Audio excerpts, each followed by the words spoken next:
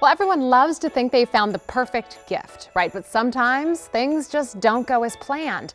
Consumer experts say every retailer has their own return policy, and every shopper should read that fine print before those gifts are unwrapped.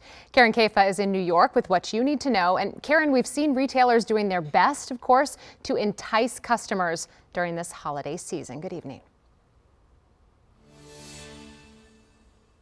Hello there, Simone. Yeah, and retailers really rolled out a lot of their holiday deals pretty early to give consumers a little bit more time to pace out their purchases. But a lot of shoppers might be wondering now, have I missed my return window because of that? Well, the good news is that a lot of retailers have made their policies a little bit more flexible in recent years. But on the other side of it, they've also had to tighten them up to protect themselves against losses.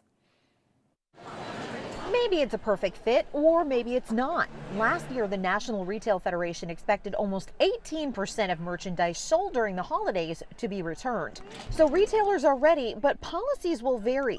Melanie McGovern of the Better Business Bureau says to read the fine print about what's required. There's a lot of return fraud, so retailers will ask for an ID, even if you have a receipt. So it's really important to make sure you have your ID, any kind of receipt, whether it's gift or original, and the original packaging, which will make your return a lot smoother. Some retailers have made return windows more flexible to account for early holiday deals and more lag time between gift purchasing and gift giving.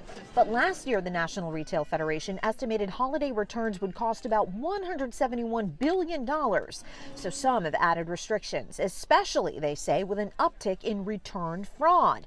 That's why McGovern says it's not unusual for fees to be attached. A lot of retailers do have restocking fees, especially if it's a higher ticket item. Some retailers will take the postage to return the item, if it's an online retailer, out of your refund. And when buying online, confirm whether the item is coming directly from the retail platform or from a third-party seller who may have a different return policy.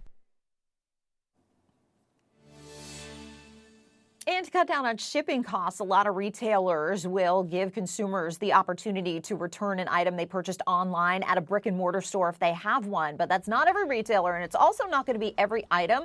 So make sure you check the return policy specific to your product before you head out to the store. Simone? Well, I'm curious, retailers, you touched on this, they're taking some steps to protect themselves against return fraud. But any idea how costly it is for stores, and what do they see specifically around the holiday season?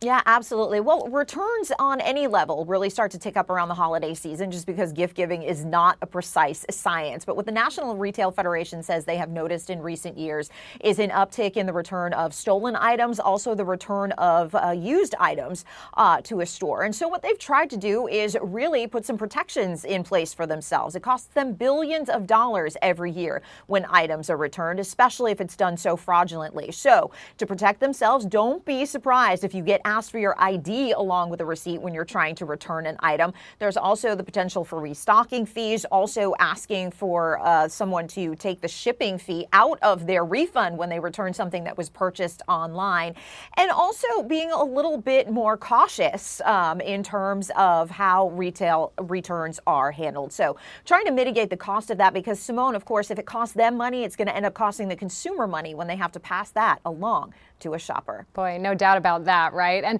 we know return policies can really vary from outlet to outlet for those online purchases, kind of what you just dove into. But are there any really big tips that you would pass along to keep in mind for those items specifically?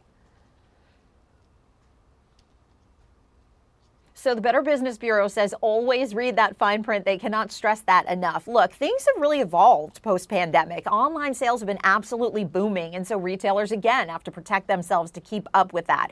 So the policy you shopped with last year may not be the same return policy this year. Make sure you note that. Look for the fees. There might be a restocking fee. There might be a shipping fee as well. Also, there's been a real boom in these buy now, pay later installment plans for items. If you purchase an item online, make sure you know how a refund would be granted. A lot of times the retailer and the company providing that mini loan are on different tracks. So know what happens in the event of a return and how to stop those installment payments.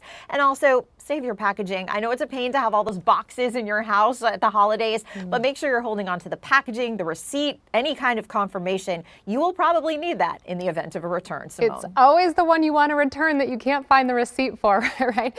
Karen Caifa from New York, wishing you happy holidays. Thank you.